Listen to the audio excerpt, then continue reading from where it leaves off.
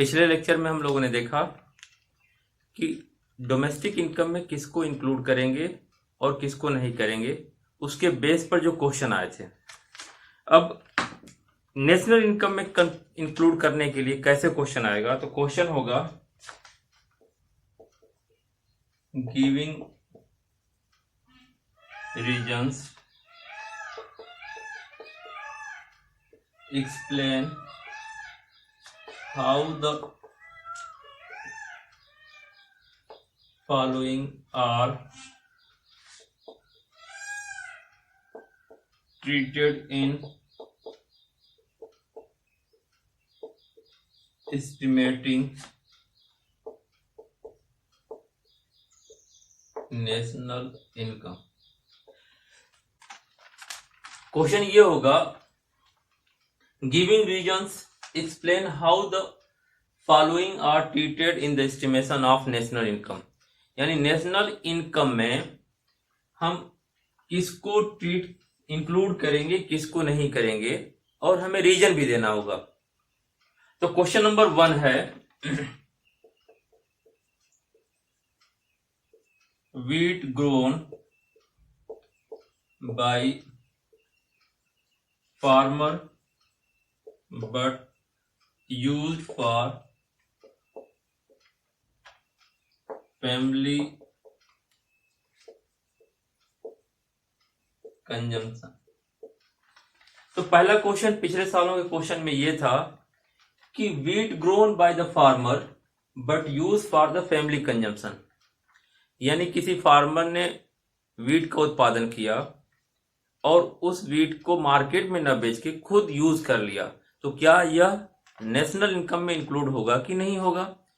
तो हम आपको दोबारा ये बता दें, नेशनल इनकम हम जब इंक्लूड होगा कि नहीं होगा ये देखना होगा। तो हम देखते हैं नेशनल इनकम है क्या, तो यहां लिख लेंगे नेशनल इनकम यानी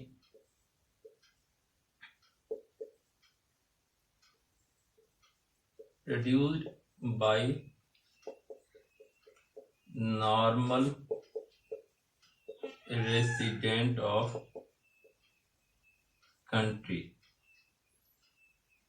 यानी ये विद इन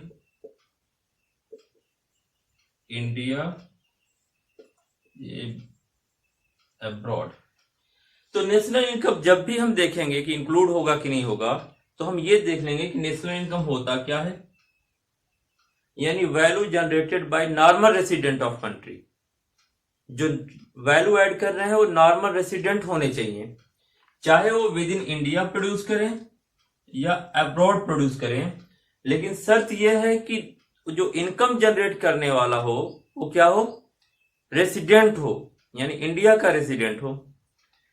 अब यहां पर लिखा है wheat grown by the farmer use by the family use for the family consumption, यानी गेहूं का उत्पादन किसान ने किया और बाजार में न बेच के वो खुद उपभोग कर लिया। इसको बोलते हैं imputed value, imputed value of wheat. तो पिछले लेक्चर में हमने बोला था इम्प्यूटेड वैल्यू जब हम किसी चीज का उत्पादन करते हैं, प्रोडक्शन करते हैं, और प्रोडक्शन करने के बाद बाजार में न बेच के हम उसका सेल्फ कंजम्पशन करते हैं, तो उसकी जो इम्प्यूटेड वैल्यू होगी वो डोमेस्टिक इनकम का हिस्सा होगा। तो हम लिखेंगे imputed value of wheat included in the national income which is kept by the farmer for the self consumption, यानी कि जो उत्पादन किया गया और उत्पादन को बेच के ना वो खुद घर में रख लिया, अपने उपभोग के लिए यूज कर लिया, उसकी जो एस्टिमेटेड वैल्यू है, अनुमानित आय है, उसको हम राष्ट्रीय आय में शामिल करेंगे। ठीक। दूसरा क्वेश्चन इससे रिलेटेड ये था earning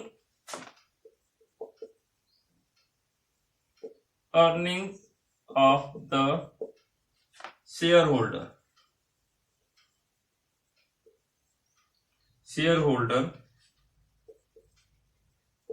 from the sale of share.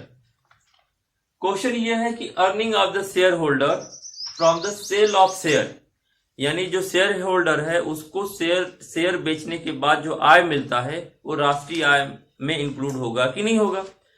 तो हमने पहले ही बोला था purchase and sale of share is a financial transaction, it is just the change of ownership. ये होता क्या है, जो फाइनेंशियल ट्रांजैक्शन होगा, चाहे बॉन्ड हो, चाहे सिक्योरिटी हो, चाहे शेयर हो, इनके परचेज और सेल में जो आय मिलती है इससे सिर्फ ट्रांजैक्शन होता है ओनरशिप का, ट्रांसफर होता है ओनरशिप का, कोई वैल्यू या गुड्स और सर्विसेज मार्केट में प्रोड्यूस नहीं होती। तो इसीलिए इसको हम बोलते हैं कि earning of the shareholder from the sale of share is not included in the national income because it is just the transfer of ownership, it is known as a financial transaction. तो हम कहते हैं इस वित्तीय हस्तांतरण को, वित्तीय लेन then को हम राष्ट्रीय आय में शामिल नहीं करते हैं। इसीलिए शेयर से के बेचने से जो आय मिलेगा उसको भी हम राष्ट्रीय आय में शामिल नहीं करेंगे। क्वेश्चन नंबर 3 है एक्सपेंडिचर बाय गवर्नमेंट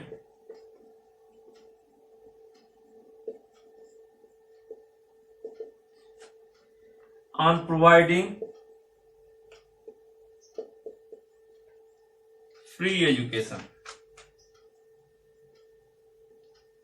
गवर्नमेंट ने फ्री शिक्षा पे जो खर्च करती है क्या वो राष्ट्रीय आय में शामिल होगा कि नहीं होगा। तो आप लिखेंगे कि जो गवर्नमेंट की जो एक्सपेंडिचर है इसको हम बोलते हैं government final consumption expenditure. Government final consumption expenditure का पार्ट होगा, यानी सरकार द्वारा शिक्षा पर किया गया व्यय एक अंतिम व्यय है और सरकार के इस व्यय को हम राष्ट्रीय आय में शामिल करेंगे। नेक्स्ट क्वेश्चन ये है question number 4, purchase of truck, purchase of a truck to carry goods by a production unit. अगर किसी प्रोडक्शन यूनिट ने कोई ट्रक परचेज किया तो क्या वो नेशनल इनकम में इंक्लूड होगा। हम बोलेंगे हाँ, क्योंकि जो प्रोडक्शन यूनिट का एक्सपेंडिचर होता है वो 2 तरह का एक्सपेंडिचर होता है। अगर आप इसको ऐसे देखें,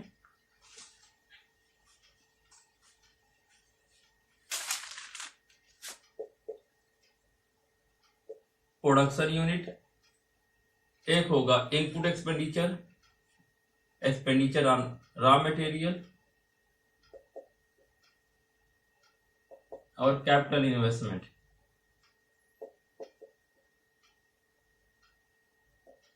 capital investment is a final expenditure. जो भी प्रोडक्शन यूनिट है, प्रोडक्शन यूनिट के 2 तरह के खर्च होंगे, एक तो होगा एक्सपेंडिचर ऑन रॉ मटेरियल, एक होगा एक्सपेंडिचर ऑन कैपिटल इन्वेस्टमेंट। तो जो कैपिटल इन्वेस्टमेंट है वो कैपिटल एक्सपेंडिचर है, फाइनल एक्सपेंडिचर है, और final expenditure on capital goods included in the national income. यानी जब किसी उत्पादन इकाई के द्वारा 2 तरह के व्यय किए जाएंगे, एक तो मध्यवर्ती उपभोग पर व्यय और एक होगा पूंजीगत वस्तुओं पर व्यय।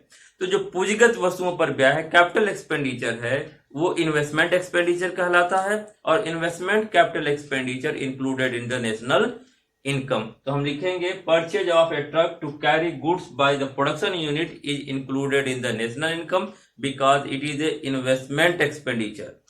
यह एक तरह का निवेश है और इसको हम शामिल करेंगे। अगला क्वेश्चन ये था question number 5, payment of income tax, payment of income tax by a producing unit। Question ये बार बार आता है कि जो प्रोडक्शन यूनिट ने टैक्स दिया है क्या वो नेशनल इनकम में इंक्लूड होगा कि नहीं होगा। तो आपको मैं बता दूं, जो नेशनल इनकम है, नेशनल इनकम, इसको हम बोलते हैं NNPFC। इसको बोला जाता है net national product at factor cost. यानी हम इसको जब फैक्टर कास्ट पर निकालते हैं तो इनकम टैक्स की वैल्यू या डायरेक्ट टैक्स या इनडायरेक्ट टैक्स की वैल्यू हम इसमें इंक्लूड नहीं करेंगे। और ट्रांसफर इन जो इनकम टैक्स है एक ट्रांसफर इनकम है। तो दो वजह है कि किसी भी तरह का टैक्स, चाहे वो डायरेक्ट टैक्स हो या इनडायरेक्ट टैक्स हो, नेशनल इनकम या डोमेस्टिक इनकम में इंक्लूड नहीं होगा, क्योंकि दोनों को हम कैलकुलेट करते हैं किस पर, फैक्टर कास्ट पर। और दूसरा यह है कि जो इनकम टैक्स है वो ट्रांसफर इनकम है, इसीलिए इसको हम शामिल नहीं करेंगे एनएनपीएफसी पर। अगला क्वेश्चन यह है, सर्विसेज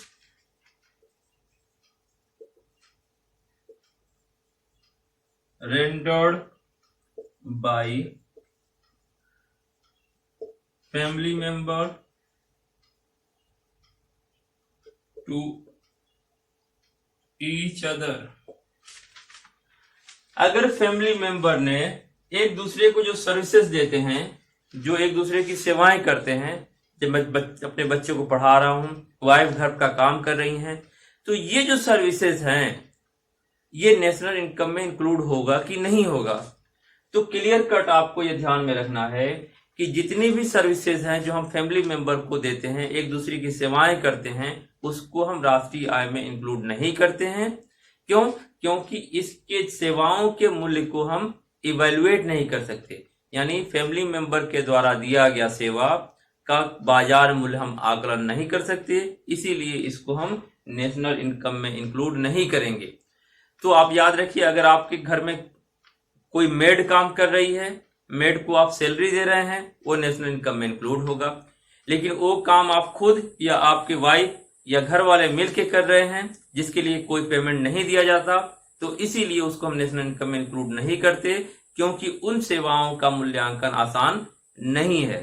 तो हम लिखेंगे services rendered by the family member to each other not included in the national income because services of the family member cannot be evaluated। तो ऐसे करके आप नेशनल इनकम के क्वेश्चन को करेंगे। तो आज के लिए इतना ही, थैंक यू।